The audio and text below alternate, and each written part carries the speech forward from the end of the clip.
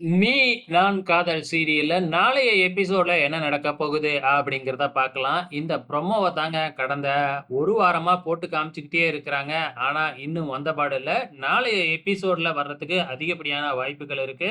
அதாவது நம்ம ராகவ் தூங்குனதுக்கு அப்புறம் மீண்டும் நம்ம அபி ராகவோட டைரிய எடுத்து படிக்கலாம் அப்படின்னு பார்க்குறாங்க.